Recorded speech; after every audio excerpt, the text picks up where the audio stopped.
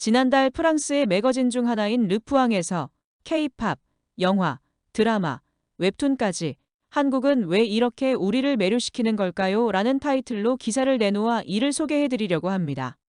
르푸앙은 조용한 아침의 나라라고 불리우던 나라는 중국인들이 이름 붙인 한류라는 현상으로 세계로 뻗어나가고 있다고 말했는데요.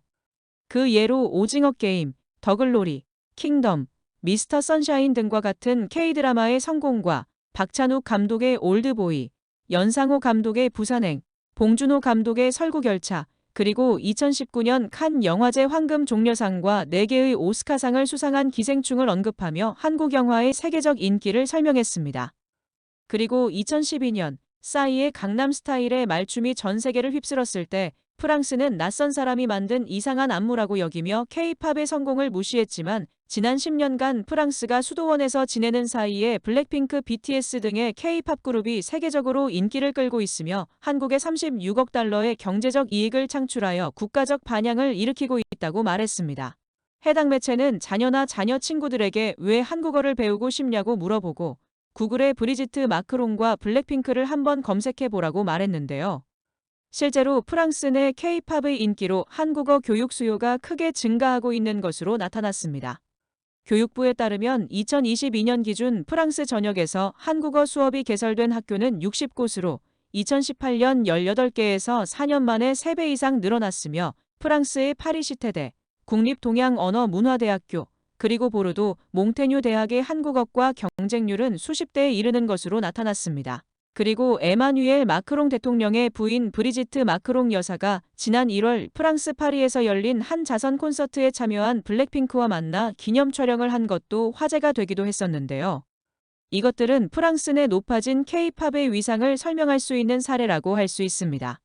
매체는 또한 웹툰 나 혼자만 레벨업, 여신강림 등과 게임, 배틀그라운드의 인기도 언급했는데요. 뿐만 아니라 한국은 클래식 음악, 무용, 미술 등 소위 엘리트 분야에서도 두드러지고 있다면서 스타 무용수 박세은, 현대 미술가 이우환, 김수자, 박서보 작가의 활약도 소개했습니다.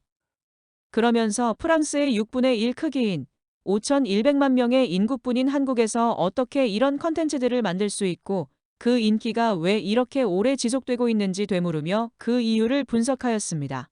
매체는 프랑스 연구소 소장 에바 응우엔 빈 씨의 말을 인용하여 그 첫 번째 이유로 한국 정부의 문화부흥 프로젝트를 꼽았습니다.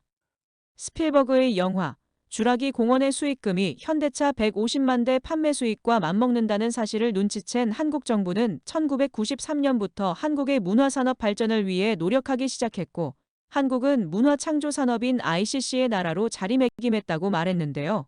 현재 한국에는 한국콘텐츠진흥원, 영화진흥위원회, 한국국제문화교류진흥원, 한국문화예술위원회 등의 문화산업 관련 정부기관이 설립되어 있으며 이 기관들은 해외 진출을 원하는 한국 콘텐츠 기업의 재정과 물류를 돕기 위한 다양한 프로그램을 마련하고 있다고 설명하였습니다. 그 다음 두 번째 이유로는 민간 부문의 역량을 들었습니다. 매체는 문화가 없거나 우수하지 않고 역동적인 민간 부문도 없다면 정부의 전략만으로 인위적으로 문화가 촉진될 수 없다고 말했는데요. 유튜브에서 8,800만 명의 구독자를 보유한 글로벌 그룹 블랙핑크를 출범시킨 YG를 예로 들며 이들은 YG의 고도로 체계화된 시스템 속에서 탄생한 것이라고 설명하였습니다.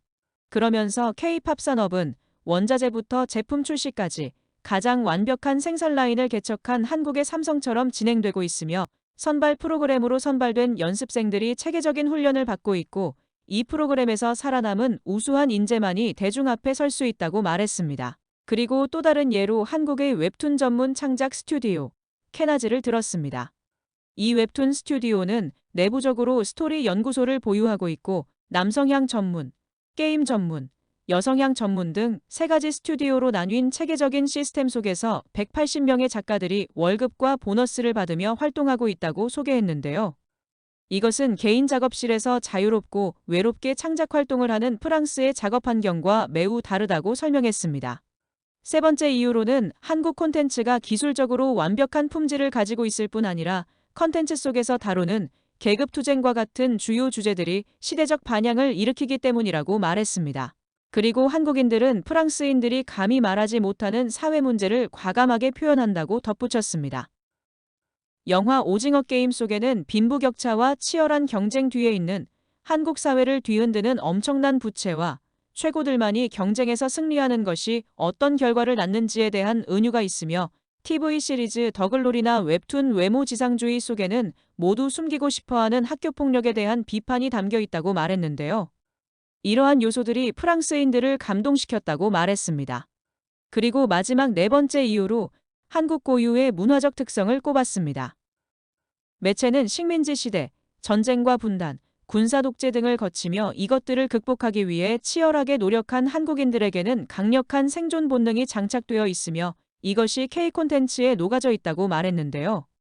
이 밖에도 한국 시장은 작아서 살아남기 위해서는 수출을 할 수밖에 없고 수출을 위해서는 더 많은 노력을 기울여야 하는데 한국은 천연 자원이 거의 없는 반면 지적 자원은 본질적으로 무궁무진하기 때문에 오징어 게임이나 BTS가 탄생할 수 있었다고 설명했습니다. 프랑스에 한류 바람이 불고 있습니다. 트위터에 따르면 프랑스는 2022년 한국 콘텐츠를 가장 많이 트윗한 유럽 국가 2위이며 전 세계적으로는 13위를 차지한 것으로 나타났습니다. 프랑스는 자국의 문화에 대한 자부심이 강하고 콧대가 높기로 유명한 나라입니다. 이러한 프랑스인들의 마음속에 녹아들기 시작한 한국 콘텐츠들이 새삼 더 의미 있게 다가옵니다. 이상 K소식통이었습니다.